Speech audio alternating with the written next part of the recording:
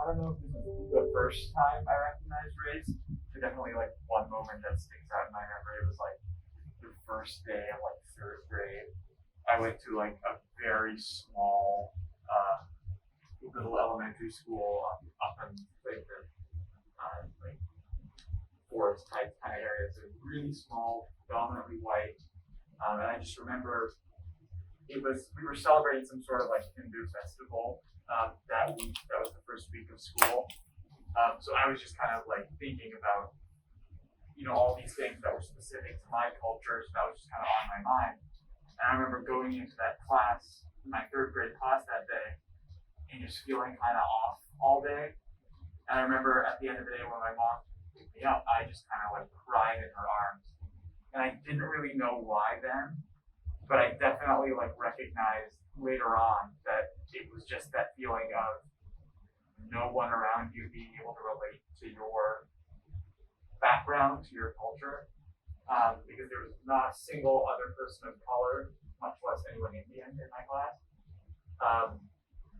So yeah, I think that was the day that I kind of gained that overwhelming awareness of how lonely it can feel sometimes to just be the only person of color in an environment. I think I was probably about 4 or 5 years old. My sister was about 6. We went with our mother to the grocery store, and we were in line paying for all the groceries. And behind us in line is an African man. And me and my sister, I think I don't remember the story. My mom kind of tells me the story, but we looked at her or at him differently, and we kind of distanced ourselves almost a little bit. And that was probably the first time that I think from my mother telling me, and that was the first time I actually recognized that he looked different than my mother and my sister. That was probably the first time I recognized that race, people look different. I went to a Chinese immersion elementary school. So in my class, it was predominantly Asian kids. And so that was probably for me, like the first experience of kind of like realizing that there are different like ethnicities in the world when I was younger. And I realized like a lot of my friends were adopted from China. So that was kind of like my personal experience. I don't really know the first time that I recognized race, but I do remember pretty, like, relatively recently having a realization that all of the, like, drawings I did when I was little, they all had brown hair or, like, blonde hair and blue eyes, which I think was just drawing people who looked like me. But then I realized, like, I lived at the school that I went to was predominantly white, and so, like, that was just kind of the extent of my understanding for a long time. I remember pretty vividly in kindergarten when you do all the drawings with people, and I think naturally I was just drawing people who looked like myself or looked like my classmates, given that I was at a predominantly white school in a predominantly white town. But I remember going home one day and I thought that I had this realization, and I said to my mom, why do we call this crayon, the peach crayon, skin color when not everybody has that skin color? And I thought that this was some crazy thing that I had just thought of, and my parents they let me know, well, that's exactly right. It's not skin color. That's the peach crayon. It might be your skin color, but that doesn't mean it's the only skin color or the only correct skin color. I really relate to your story. I remember, I think maybe it was like 2nd or 3rd grade, we had to like draw photos of or pictures of who we were. And I remember the crayon was literally like called like new, or I think peach or something like that. I remember that I was like, oh, that's the crayon that like I guess like looks like my skin tone the most, but like how come that one's like nude? Like why is it like someone with a different skin color like had to use like the crayon that was like not called nude, I guess.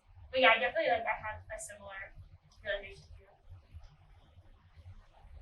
I think the first time I ever even recognized my own race, I was probably like 2nd grade when I still lived in Seattle, because like there's a bunch of little things where like at school I used to say mango as swine, as I say in Vietnamese, and I didn't even realize that like there was the word mango until I was like 8 years old. Like I didn't even realize there was another word for it. And like my friends in second grade, they would like make fun of me for it. I didn't really think anything of it. And then it was probably around that same time I went to like a big family gathering with all my cousins, and they were all telling me how lucky I was that my eyes were bigger and that I had really light skin, and then I hadn't really even. Then I actually looked around and noticed I did look slightly different from like the rest of my family. And then ever since that point, whenever I would go to school, I was starting to recognize like little differences like that.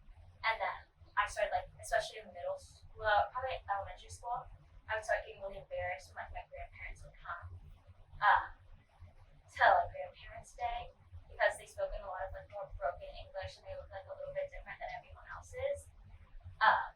And so like that's when I started like, slowly getting a little bit embarrassed about race and like thinking about little things like that more often in the day than I used to.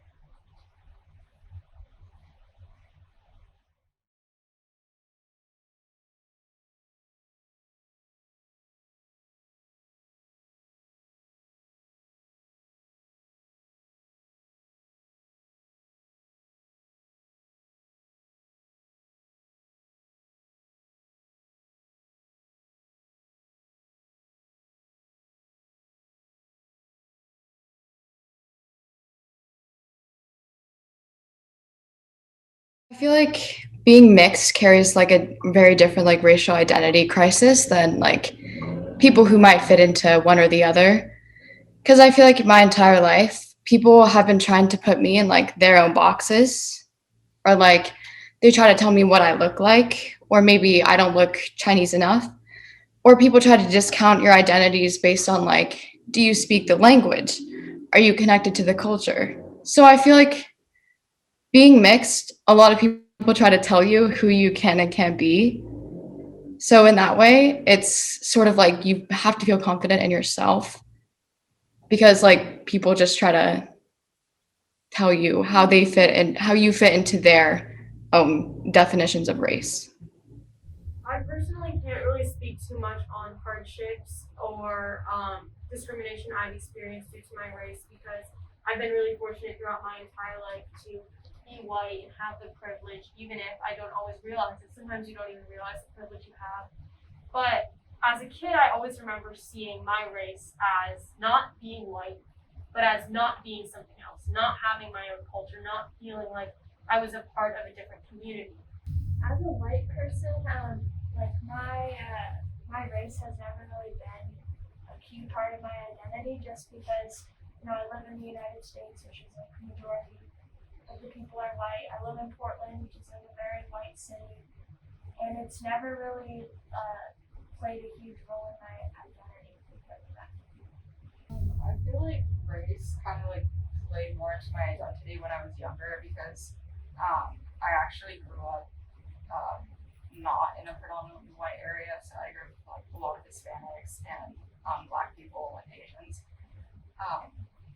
So like coming to like a white, because like this is like first predominantly white school, I feel like I've kind of like conformed, or like I feel like I've kind of changed to fit in like this certain ideals that they have here. So like in a way, I feel like I've sort of been like whitewashed. But like I wish that I could really like be more like into my culture and like go back, because my family really is. So when I'm at home, I typically speak Spanish and do a lot of stuff, but then when I go to school, like I completely change. That's my experience. I really identify with that a lot. And for me, going to predominantly white schools for my whole life, I feel like especially like middle school and elementary school, where you're not as aware of it, it's a lot easier to be like whitewashed and to try to just kind of conform to that predominant culture. But I think like another thing you brought up is that idea of like code switching and having to go from really different environments, and just the kind of shock of switching between a place where you're speaking a different language and you're eating different food and you're just living in a different culture, and then having to go somewhere where you have to kind of push that down a lot. And I think one thing that I've been really fortunate in, especially like I just say like these last couple of years, is I've had the great fortune of being able to kind of embrace a little more of my culture.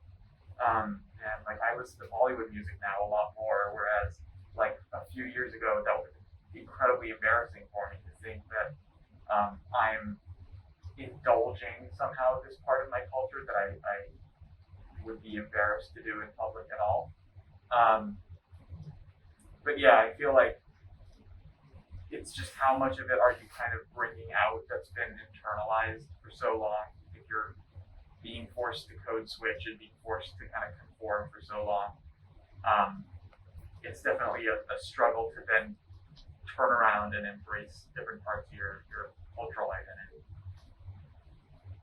I am very like white passing. I still feel like somehow tell it I'm not fully white, and especially at the school I used to go to, it was predominantly white, but it's even more like affluent and like known for that, like in the same way that Jesuit was. So I'd always feel super uncomfortable. Like whenever we'd have sleepovers or like we'll have things like especially at grandparents' houses. It just felt like there was a little bit of judgment there. And then especially being like mixed, I think it's like kind of like what someone kind of touched on before, like they try to put you in a box with like my friend this almost was like they almost like they choose when I'm white and they choose when I'm Asian. So like they can make comments about like oh you're smart because of a certain reason and like discredit like the work that I put into those things, and in that way they're recognizing or putting me in that box of being a stereotypical Asian. But then if certain jokes or things are brought up and I say something about it, I feel like I'm being sensitive or like over analyzing something because it's like, oh, you don't really always experience that. So that in that way they're putting me in a box of being white. And I think in that way people can kind of view me as either depending on how the situation goes. And I think that's kind of difficult to deal with like internally when I sometimes still don't know like how I fit myself into it as I'm struggling these last couple of years. So that it's hard to figure out myself when other people are also putting me in those boxes as these. I've noticed that from what everyone has said, it's from our culture and our generation, it's a lot of the subtle things that come up, not necessarily, it's not outright anymore, which is a good thing, but it obviously means that there's still more work to be done. And I too have heard some of these things, and I have probably done some of these subtle things that I haven't realized myself. And it's definitely something to work on. I think when I was younger, I was like, my idea of like racism was just like segregation and stuff. And then it wasn't really until like I got to Jesuit where I realized like how much it's still a problem now and like that it affects like everybody around me. But yeah, so it's been like I feel like a big learning experience. And it's like the kind of like what Tyler was talking about the everyday things that like I never would have thought twice about probably, but like when I hear people talk about them and like why they like make an impact on them, it makes so much more sense. But like without hearing from people, like I would have never known. Yeah, for the black male specifically, like the stereotypes is like we either play ball, rap, or we gangbang or something like that. So I think having those stereotypes like towards us is kind of like disheartening because that's not all what we do. We're smart, things like that. So yeah, I'll just say that for like that question.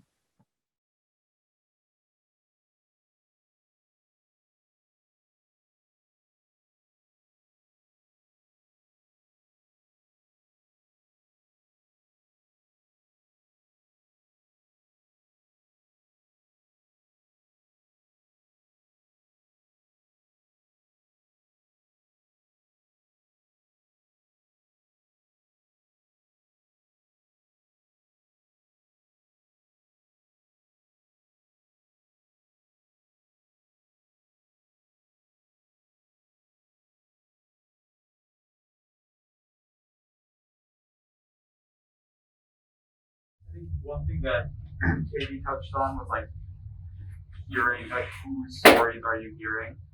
And like one thing, like especially this past year, like social media has become this really powerful tool to share stories and for people to kind of spread messages of activism and advocacy. But sometimes, like from my perspective, as someone who's dealt with racism and who's dealt with a lot of the stuff that people post about on social media, like it sometimes just really makes me angry how overwhelmingly performative it is.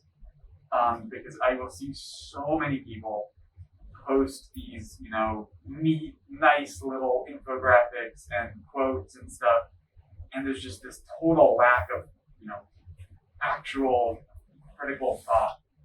And I will see people do that stuff and then pretend like that's all they needed to do. Is now that I've reposted this on my Instagram story, I'm absolved of actually caring about, you know, my peers who deal with these things.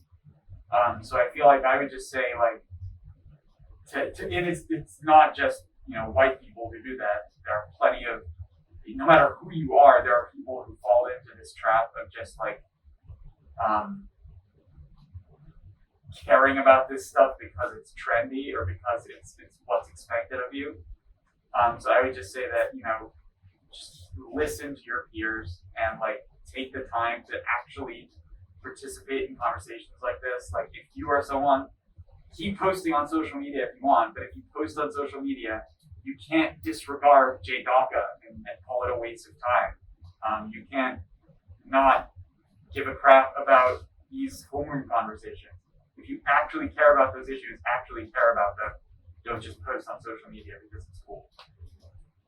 I was gonna say something similar. I feel like, especially because you brought up a good point of people are seeing like social justice and caring about race as like a trend now, especially in this like last year.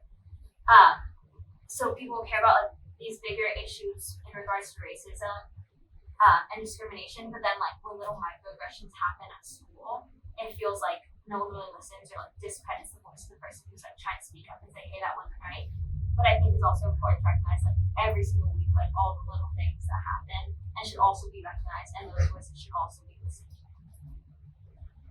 Yeah, the last thing that I'll add is I agree really so much with what everybody has said today, and I know that I'm going to work to be better and that I'm going to continue to listen. And the biggest thing that I would pass on to other students who haven't been here today, or students who are incoming or students who are leaving, is just to continue to embrace that it is uncomfortable, that it is unfortunate, and that we will only learn if we continue to put ourselves out there into these conversations and put ourselves into the situation to listen and to act, not just to talk about action or to think about action, but to really put ourselves out there and make a difference for ourselves, for our community, for the larger nation around us. And it's not going to be easy, but it's going to be worth it. An important aspect of what we're doing here, and also what Chris was saying, is we need to challenge our friends. To challenge what someone might say, not just to necessarily go along with it or give up on something like that. It's just kind of like challenge the usual thinking. Not necessarily like challenge people we don't know, but even our close friends, it's maybe easier to have those conversations with them. I wanted to add on to like what Chris said earlier about like a lot of advocacy. One thing that I've noticed, and like as a person of color, I feel like it kind of like really makes me mad, is that I've noticed that a lot of like white people, instead of like trying to amplify our voices on like certain problems that are happening in the country, I noticed that they kind of speak on our behalfs. And like I see that a lot on social media. And as much as like I appreciate advocacy, like I really do, I kind of like wish that we work on like amplifying the people who are struggling with their voices instead of like trying to speak for them or like trying to tell other people what they're feeling. They don't like have any idea what it's like. Something that's really important is making sure kids who do speak up about topics aren't, I think it's easy for them to be isolated by their peers or like scared off by some of their peers. So I think just making sure like things remain, I guess making sure that we keep an encouraging atmosphere so that students aren't afraid to hold others accountable, and they aren't afraid of what other people might like say or do to them if they.